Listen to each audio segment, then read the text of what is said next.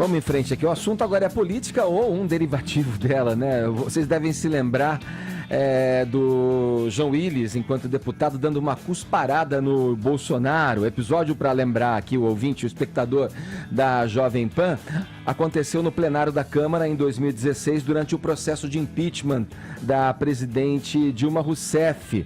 Quem nos acompanha em imagens tem ali a foto, ali, a cena, o registro instantâneo da cena quando o João Willis desfere a cusparada na direção do deputado Jair Bolsonaro. O João Willis, a gente falou agora de BBB, ele é um ex-BBB, ganhou o prêmio do BBB quando o apresentador do programa era o jornalista Pedro Bial. Ele novamente, em encontro com o Bial, agora no novo programa do Bial, falou sobre aquele episódio na Câmara dos Deputados, né, Vini? Ele falou de outras coisas, mas também tocou nesse ponto aí. Né? Exatamente, de ex-BBB para ex-BBB, essa entrevista aí do Conversa com o Bial, que voltou com tudo, né, Edgar? Tem entrevistado aí personagens importantes atuais da nossa política, entrevistou o Sérgio Moro, entrevistou o Olavo de Carvalho e agora teve a entrevista com o João Willis, que tá a cara do compadre Washington, né, Edgar? Com cabelo aí, esse bigodinho estilo... aí, esse estilo de cabelo.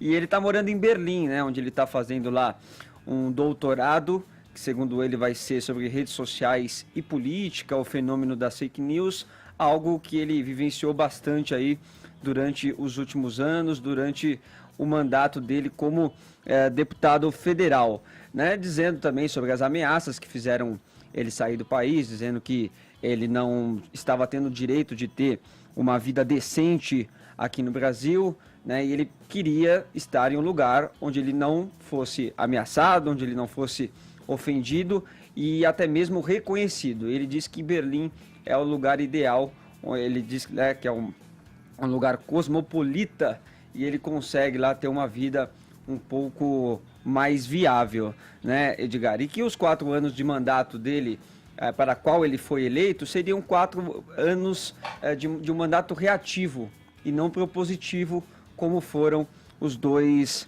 mandatos anteriores. E aí depois, ele se emocionou muito também durante a entrevista, ao relembrar a Marielle, de quem ele era muito amigo, ao relembrar até sobre o BBB, o Bial mostrou lá uma participação, né, lá em 2005, e aí ele fez, né, voltou no tempo um pouco sobre como que estava o mundo naquela época, né, o mesmo Brasil que com 50 milhões de votos o elevou ali para ser o vencedor do BBB, é o mesmo Brasil que hoje não angariou ele tanto assim, com os mesmos votos para ser deputado federal e que o fez forçar também a deixar o país. Então ele fez essa relação, fez essa associação e depois ele entrou um pouquinho para falar do Bolsonaro e ele diz, Edgar, que desde que ele entrou na Câmara dos Deputados em 2010, o Bolsonaro fez uma espécie de cobaia de laboratório do João Willis e ele serviu como uma escada para que o Bolsonaro fosse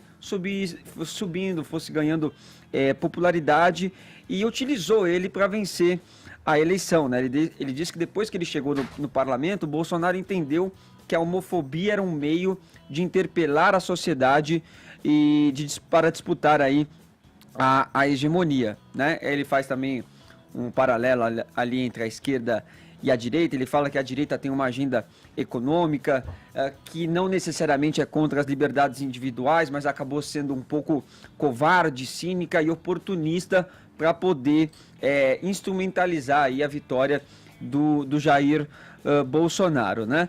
E sobre o episódio da cusparada, Edgar, que ocorreu ali durante o impeachment da Dilma, que ele disse que foi um impeachment que acabou sendo forçado, articulado por ladrões, ele disse que aquela cusparada, na verdade, foi uma soma, foi um acúmulo de coisas que ele vinha sofrendo do Bolsonaro durante todos aqueles anos, o assédio moral, a violência, os xingamentos, as ofensas, e que ele acabou entrando num transe ali depois que o Bolsonaro também o provocou após o seu voto. Vamos ouvir um pouco, então, do que disse o João Willis sobre aquele momento. Proferi o meu voto. Quando eu voltei na passarela, ele falou, eu estava passando, ele fez queima-rosca.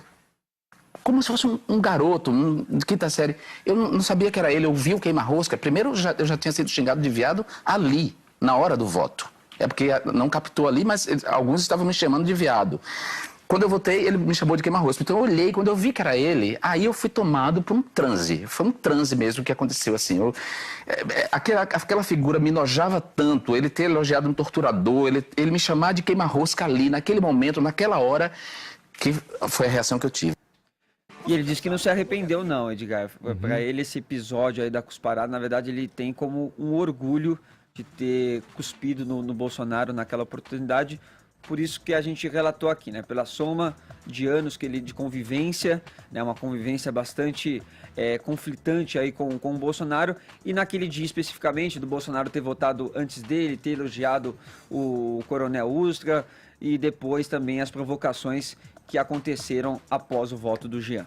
Olha, a gente tem só pouco tempo para comentar isso aí, mas dá para girar na bancada aqui esse assunto para a gente refletir um pouco ele. Quer começar, Caio? Pode ser. Bom, péssima entrevista, né? Nenhuma autocrítica, nenhum sinal de humildade, extremamente pretensioso. Imagina, você vê como escada do presidente da República, que teve 55 milhões de votos, enquanto ele teve 24 mil. Escada funciona de um jeito diferente. A gente vai, no próximo bloco, entrevistar o deputado federal Kim Kataguiri, esse sim, se não me engano, 465 mil votos, e que fez ele escada para a Sâmia Bonfim do PSOL, que teve inacreditáveis 250 mil votos, simplesmente por estar lá presente, sempre sendo refutada pelo Kim. Mas voltando aqui à entrevista do Jean Willis, foi uma ode, né, ao vitimismo, numa tentativa desesperada aí de reescrever uma biografia de um covarde, oportunista e autoritário, como se fosse alguém de valor. Para mim, a melhor síntese para essa entrevista é do filósofo. A culpa é minha e eu ponho ela em quem eu quiser. O filósofo se chama Homer Simpson. 2 destaques aqui para não embrulhar muito o estômago do ouvinte. Sobre o episódio lá da cusparada em plenário, então o comportamento análogo ao de um animal, o deputado diz o seguinte: não me arrependo de nada, tenho orgulho. Olha, essa é a inversão de valores clássica de um político fanatizado e militante. Ele virou do avesso o significado do orgulho e se orgulha de uma vergonha. Não existe mérito nenhum em desistir da discussão de ideias e apelar para a ignorância, especialmente no Congresso, que deveria ser aí o templo da democracia, do debate, do diálogo e por aí vai. As ideias ruins, elas se combatem no diálogo, com boas ideias. As narrativas mentirosas, elas se combatem com a verdade dos fatos, jamais com escatologia, cuspindo, urinando, defecando em público, esse modus operandi aí. Até as crianças sabem disso. Aparentemente, os adultos que não cresceram, não. E aí o segundo ponto, quando ele fala do conceito de inimigo, ele diz o seguinte: o presidente nunca me tratou como adversário, me tratou como inimigo. Então aqui a gente sai do Homer e vai para Lenin, né? Xingue-os do que você é, acuse-os do que você faz. Num ambiente democrático, eu pergunto aqui para o ouvinte: você trata um adversário político como fascista e racista, como homofóbico, como misógino? De novo, você cospe nele? Aqui o trecho que o Vini trouxe é emblemático. Ele diz o seguinte: fui tomado por um transe. Aquela figura me enojava tanto que foi a reação que eu tive. Esse é o cara que está lá na Europa como embaixador de uma oposição agorenta para estudar sobre discurso de ódio na universidade. Ele devia ser o objeto do estudo. Ele não devia estudar, ele devia ser estudado. Faria muito mais sentido. Eu sempre brinco aqui que a esquerda é a Disneylândia da contradição, mas assim, só para fechar, vamos parar para pensar. A mesma patrulha que quer colocar na cadeia o Danilo Gentili, um comediante que ofendeu uma deputada aí com palavras e gestos, é a patotinha que relativiza uma cusparada, que é uma injúria real, né, uma cusparada em plenário, e acha certo esse gesto democrático passar impune. Aqui, a única expressão que define é a da Vera Magalhães, é o apagão moral da esquerda. Vamos ouvir mais. O Fefito, você quer falar? Quero. Eu vou falar 3 vezes a mesma frase, porque eu tenho certeza que depois que eu falar o que eu vou falar depois dessa frase, todo mundo vai dizer que eu tô concordando com a cusparada. Então, assim, eu não acho que cuspir foi legal. Eu não acho que cuspir foi legal, e eu acho que cuspir foi legal. Todo mundo entendeu essa parte? Você não acha que foi uma boa cusparada? Beleza. Não, eu não acho que as coisas se resolvem não foi cuspindo. legal, é isso? Pois é, não foi legal, Vini. Então, assim, não adianta me acusar disso depois. Porque a interpretação de texto falha às vezes. O fato é que tem uma coisa que é assim, ó. Eu lembro muito da minha 5ª série. Da minha 6ª, da minha 7ª. Quando você anda pelos corredores do colégio e todo mundo te aponta, e todo mundo te chama de viado, e todo mundo se xinga e todo mundo ameaça te bater, e você vai pra direção e a direção não faz nada, e você fala pros seus pais e os seus pais te ameaçam te bater se você não bater em cima de quem te ameaçava, e você tá acuado por todos os lados, você não tem o que fazer a não ser se desesperar. Eu acho que é muito confortável para as pessoas que não sofreram o bullying que homossexuais, ou negros, ou lésbicas, ou pessoas em situações de minoria e opressão, porque claro que existem pessoas dentro dessas minorias que não sofreram isso e foram muito sortudas. Eu acho que é muito fácil as pessoas simplesmente apontarem o dedo e dizerem que elas são nojentas, que isso não se faz, etc. Ninguém prevê a reação de quem está acumulando ódio há anos na vida. E assim, imagine você indo pro trabalho e no seu trabalho, todo santo dia, ser chamado de coisas como queima-rosca, viado, nojento ou qualquer coisa do tipo. Não é exatamente a situação mais confortável e é a situação que se deixa com a maior das estabilidades emocionais. Eu entendo o Jean Willis ter dito o que disse. Eu não entendo ter cuspido. Eu acho que a discussão é outra. Nesse caso, a discussão é por que não se faz nada com a homofobia e o racismo institucionalizados no Congresso. Eu contei aqui, por exemplo, outro dia, que a Talíria Petroni, que é uma deputada, ela tem sido constantemente barrada, mesmo usando o broche que todo deputado usa, de usar algumas dependências do Congresso. Porque alguns seguranças se sentem donos de um poder tão pequeno a ponto de evitar que uma deputada que é negra use determinados espaços, quando homens brancos usam livremente. Isso não é uma questão de vitimismo ou de mimimi.